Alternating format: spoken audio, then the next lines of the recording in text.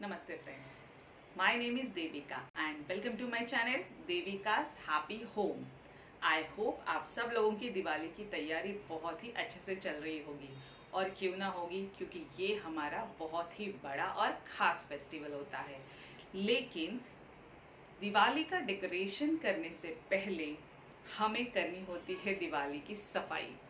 जी हाँ, हमें हमारा घर साफ करना होता है और वो एक बहुत बड़ा टास्क है, बहुत ही डिफ़िकल्ट, बहुत ही टाइम कंज्यूमिंग भी है और ये हमें सबसे खराब लगता है। बराबर, साफ सफाई करना किसको अच्छा लगता है।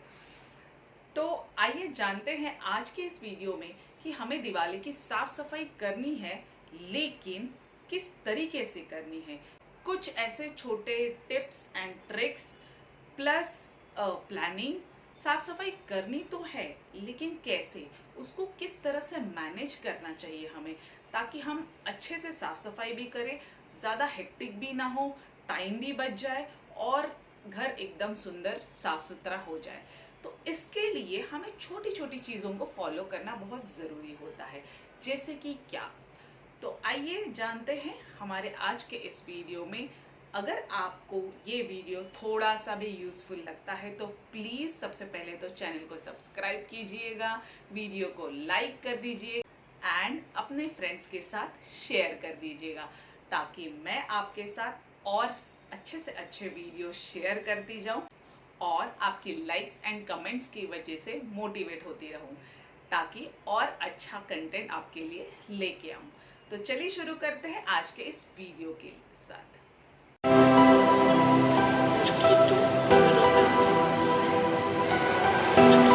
तो दिवाली की क्लीनिंग या कोई भी फेस्टिवल हो या फंक्शन हो या कुछ भी हो, हम हमारे घर को डीप क्लीन करते हैं, राइट। इसको हम डीप क्लीन बोलते हैं, प्रोफेशनल लैंग्वेज में इसको हम स्प्रिंग क्लीनिंग भी बोलते हैं। तो डीप क्लीनिंग या स्प्रिंग क्लीनिंग करने के लिए या कोई भी चीज़ करने के लिए सबसे पहली ज़रूरी चीज़ होती है प्लानिंग। अगर आप किसी चीज़ की प्लानिंग करते हो तो आप उसको बहुत अच्छे तरीके से कंप्लीट कर पाते हो, आपको एंड रिजल्ट बहुत अच्छा मिलता है।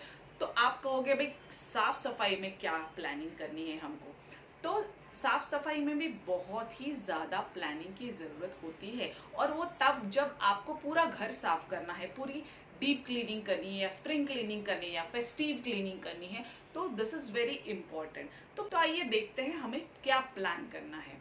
तो प्लानिंग करते वक्त सबसे पहले हमको ये देखना है कि जो इंडिविजुअल है, जैसे मैं हूँ या कोई आप हो, तो आपको जो क्लीनिंग करनी है, आप क्या हो, मतलब आप एक हाउसवाइफ हो या आप वर्किंग वीमेन हो या फिर आप बैचलर हो, तो किस तरह का टाइम अवेलेबल है आपके पास। लाइक हाउसवाइफ्स है तो काफ़ी अच्छा टाइम दिन में मिल रहा है हमको, या फिर हम वर्किंग वीमेन्स है तो हमको बहुत डिफ़िकल्ट है और टाइम निकालना ये सब चीज़ों के लिए, या फिर हम बैचलर्स है तो हमें किस तरह से करना है।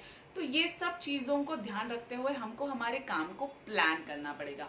अगर हम वर्किंग विमेन है या वर्किंग या फिर बैचलर्स है, लेकिन हम काम पे जाते हैं रोज, तो हमें क्या करना है, हमको एक पर्टिकुलर दिन जो हमारा छुट्टी का दिन होता है वो निकालना है, राइट। तो उस ही दिन में हमको सारा कुछ करना है, या फिर एक से ज्यादा 2 दिन की छुट्टी लेके हमको वो सारा चीज करना है, क्लीनिंग करना है। अनदर थिंग, अगर मैं हाउसवाइफ हूँ, मैं पूरा दिन घर पे रहती हूँ, तो मुझे बहुत ज़्यादा टाइम मिल पाता है क्लीनिंग के लिए। लाइक मैं आज थोड़ा करूँ, कल थोड़ा करूँ, परसों थोड़ा करूँ, इस तरह से मैं अपने काम को डिवाइड कर सकती हूँ।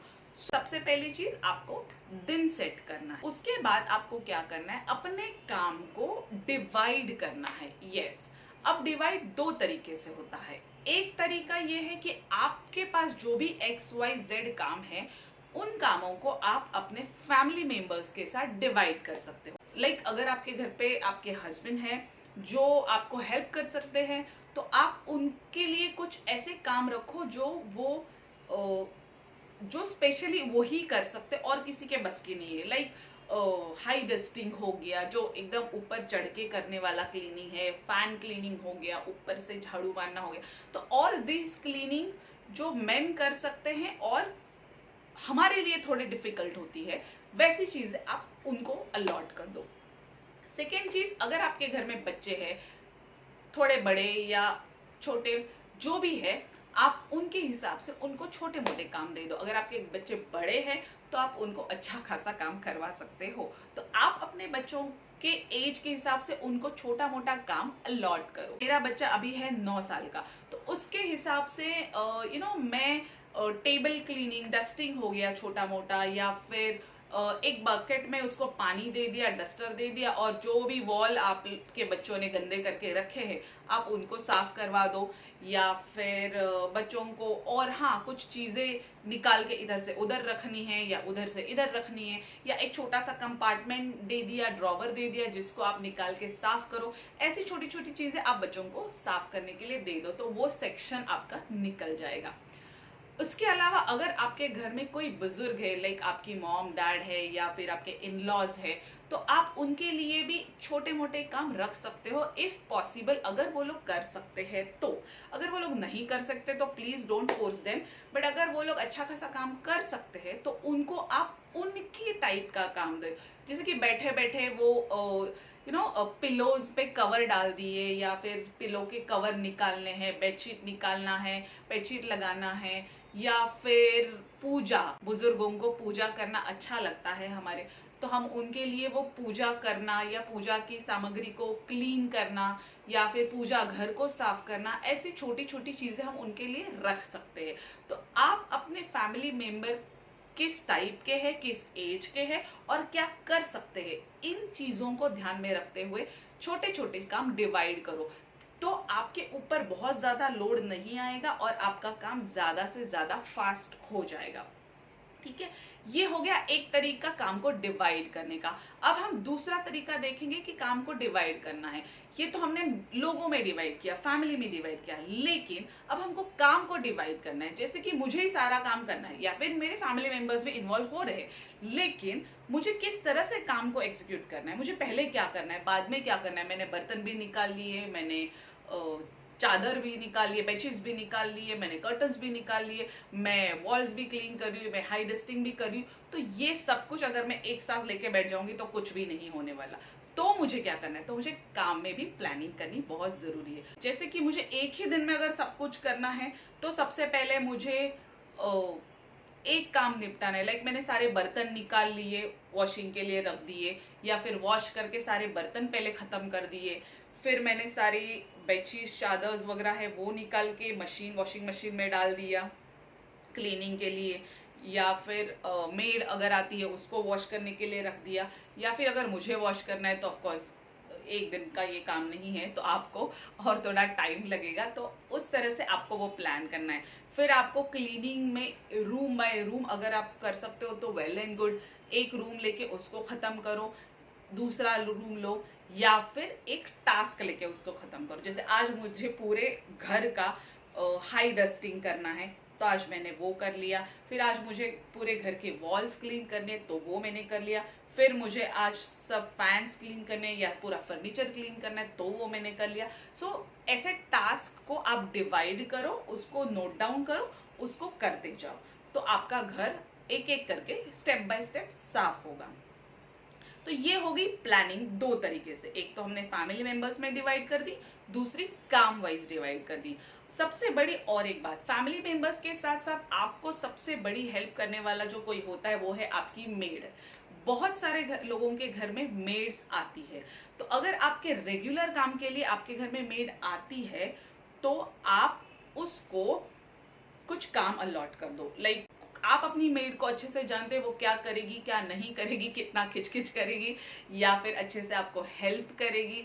जो भी उसको एक्स्ट्रा पैसे आपको देने पड़ते हैं वो दे के, आप वैसे भी दिवाली देते हो तो वो दे के आप उनसे थोड़ा हेल्प ले लिया करो, तो आपका बर्डन कम हो जाएगा और आपका काम फटाफट हो जाएगा। अब हम बढ़ते आगे, हमें एक्चुअल क्या करना है।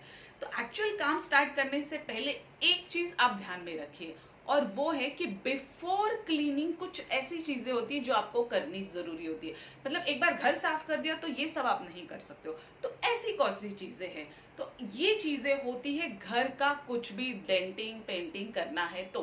लाइक व्हाट, सबसे पहली बात, अगर आपके घर में कुछ भी टैब्स लीकेज है, कहीं पे फर्नीचर टूटा फूटा है उसको रिपेयर करना है, या फिर कुछ पेंट टचअप है वो करना है, या फिर फर्नीचर को पॉलिशिंग टचअप देना है वो करना है, कहीं पे लीकेज है तो उसका काम करवा लेना है, या फिर आपको घर में कुछ नई चीज लानी है या पुरानी चीज हटवानी है, या कुछ नया फर्नीचर बनवाना है, फिक्स करना है, या फिर बहुत इंपॉर्टेंट आपको घर में पेस्ट कंट्रोल करना है। अगर आप डीप क्लीनिंग कर रहे हैं तो प्लीज डीप क्लीनिंग करने से पहले एक बार आप पेस्ट कंट्रोल जरूर कर दीजिएगा।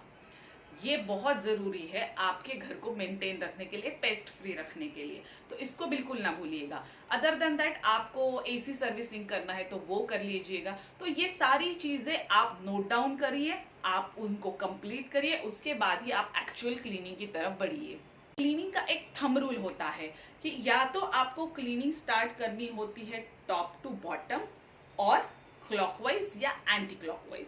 अब ये क्या है, क्लॉकवाइज मतलब जैसे घड़ी चलती है वैसे, और एंटी क्लॉकवाइज मतलब घड़ी की उल्टी दिशा से। तो जैसे कि मैंने एक रूम सिलेक्ट किया है तो मुझे वो रूम को टॉप टू बॉटम जाना है पहले तो मुझे सबसे पहले करनी है हाई डस्टिंग, फैन क्लीनिंग, उसके बाद मुझे नीचे आना है वॉल्स पे, उसके बाद मुझे और नीचे आना है जैसे फर्नीचर या कुछ कॉर्नर्स है उस पे, और फिर उसके बाद मुझे एकदम नीचे लाइक फ्लोरिंग पे आना है। तो ये हो गया टॉप टू बॉटम। अब हो गया क्लॉकवाइज या एंटी क्लॉकवाइज। तो कैसे होता है, जैसे कि हमारा रूम का दरवाजा खुलता है तो हमारा रूम शुरू होता है, तो या तो वो क्लॉकवाइज इस तरह से शुरू होगा या एंटी क्लॉकवाइज ऐसे शुरू होगा। तो आपको उस दिशा से आपको चालू करना है। इसका क्या फायदा है, इसका फायदा ये है कि आपका कोई भी कॉर्नर छूटेगा नहीं, आप कहीं पे भी गड़बड़ नहीं करोगे कि मैंने ये कर लिया, ये नहीं किया, अरे ये किया कि नहीं किया, ये सब नहीं होगा। आप एकदम इजी तरीके से एक ही दिशा से चालू करोगे और एक दूसरी दिशा तक आके खत्म करोगे। तो मेक श्योर कि आप टॉप टू बॉटम जाओ और क्लॉकवाइज या एंटी क्लॉकवाइज जाओ, तो आपका क्लीनिंग बहुत ही ज्यादा परफेक्ट और जल्दी होगा। तो ये तो हो गया हमारा क्लीनिंग का थंब रूल। अब हम आगे बढ़ते हैं।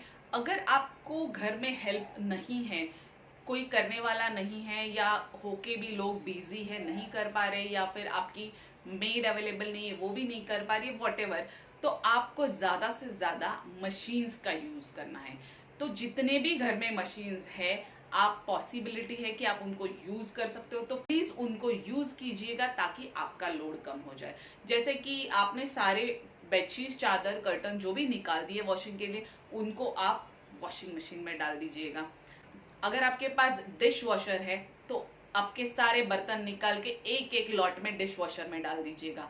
अगर आपके पास वैक्यूम क्लीनर है तो प्लीज उसको खजाने से निकाल के पूरे घर की सफाई उससे कर दीजिएगा। बिकॉज मैंने देखा है बहुत सारे लोगों ने वैक्यूम क्लीनर लिया तो है but they don't use it. So please ऐसे टाइम पे तो प्लीज उसको निकाल के यूज करिए, क्योंकि वैक्यूम क्लीनर एक बहुत अच्छी चीज है। बस हमें ऐसा लगता है कि वो बहुत हेक्टिक है, उसके अटैचमेंट्स, ये वो, क्या करना है, कहाँ पे क्या लगाना है, और फिर उसका बैग साफ करना, नहीं, ये सब कुछ बहुत इजी अगर आप अच्छे से उसको समझोगे और करोगे तो।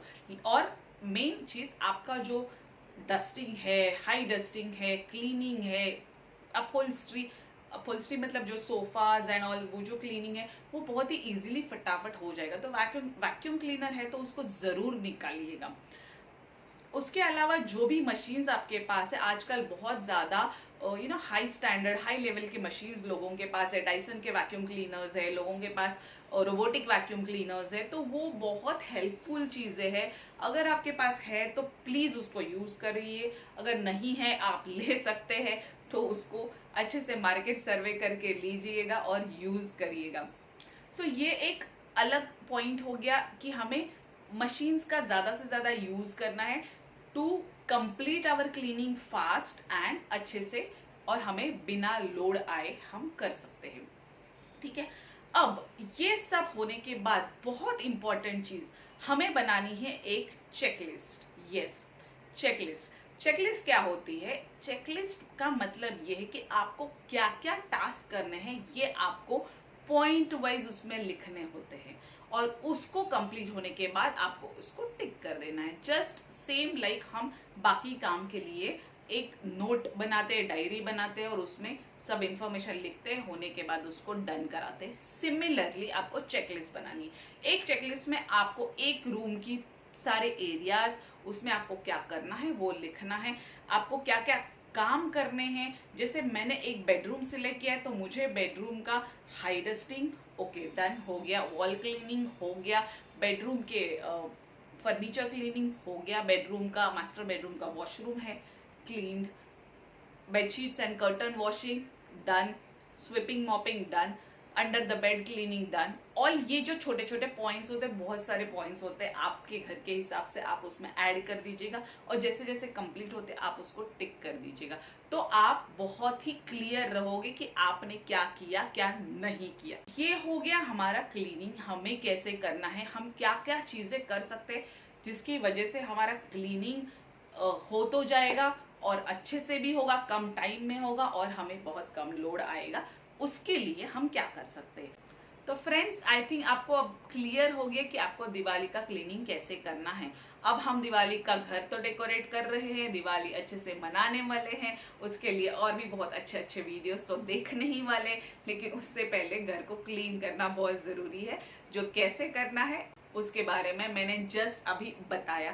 Please follow all this things जो कि आपको घर साफ करने में मदद करेगी और सबसे ज़्यादा आपको ज़्यादा से ज़्यादा थकान से बचाएगी, ताकि आप अपनी दिवाली सेलिब्रेट करते टाइम एकदम एंथुजियास्टिक रहो, एकदम जोश में रहो और बहुत ही अच्छे से अपने मेहमानों का स्वागत करो। तो प्लीज़ अगर आपको वीडियो अच्छा लगा हो तो कमेंट बॉक्स में ज़रूर बताइएगा। कुछ भी आपको पूछना हो तो कमेंट बॉक्स में ज़रूर पूछिएगा। और हाँ, वीडियो को लाइक शेयर और सब्सक्राइब जरूर कर दीजिएगा। Thank you so much. नमस्ते।